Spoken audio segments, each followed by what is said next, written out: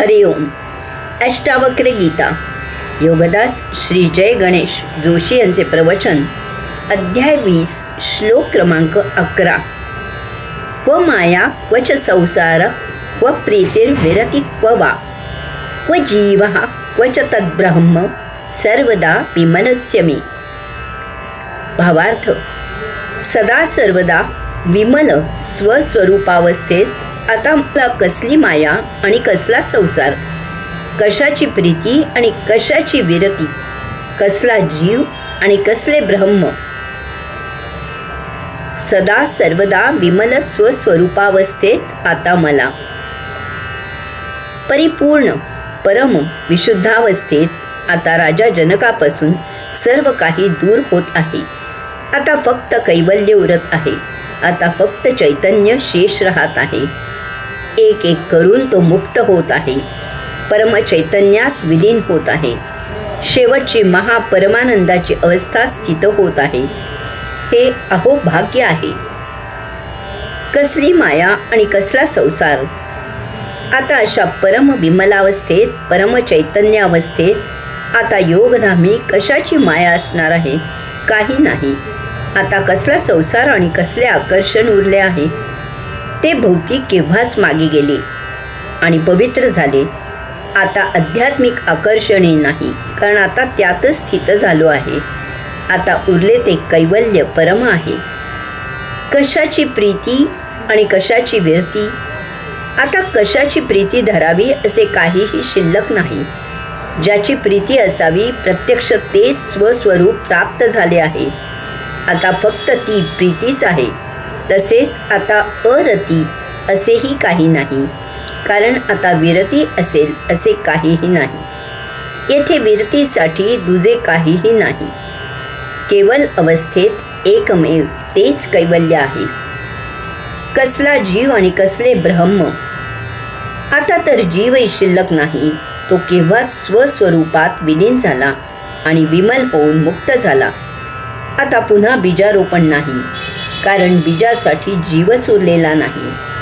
जे आहे ते कैवल्य आहे. त्यामुळे आता ब्रह्मही नाही. केवळ आरसाच असेल तर त्यात प्रतिबिंब पडत नाही.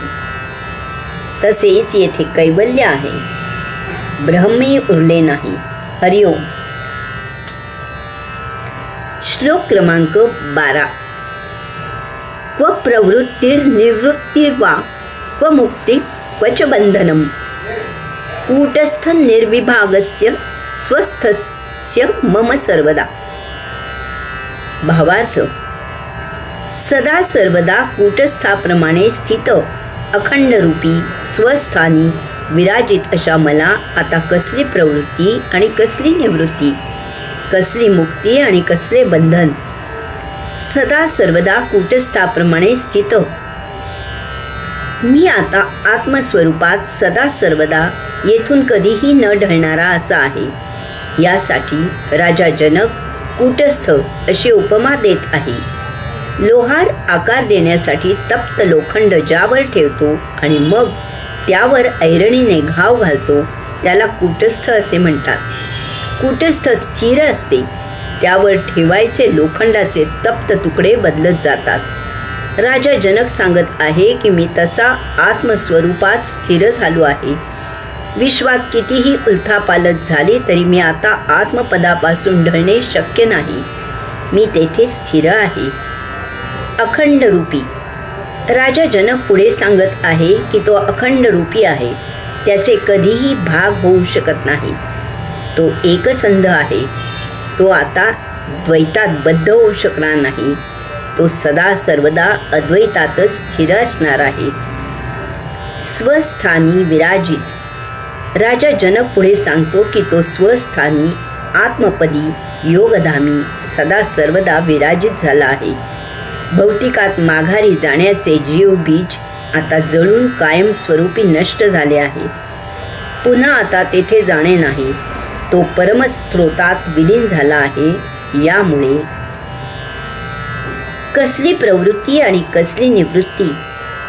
आता त्याच्यासाठी कसलेही भौतिक वस्तू जगताचे आकर्षण शिल्लक नसल्यामुळे तो कशासाठी प्रवृत्त होऊ शकत नाही आणि त्या योगे निवृत्तीही नाही. कसली मुक्ती आणि कसले बंधन. अढळ अशा आत्मपदी विराजित झाल्यामुळे आता कसलेही बंधन राहिले नाही. त्यामुळे कसल्या मुक्तीचाही प्रश्न निर्माण होत नाही. हरिओम.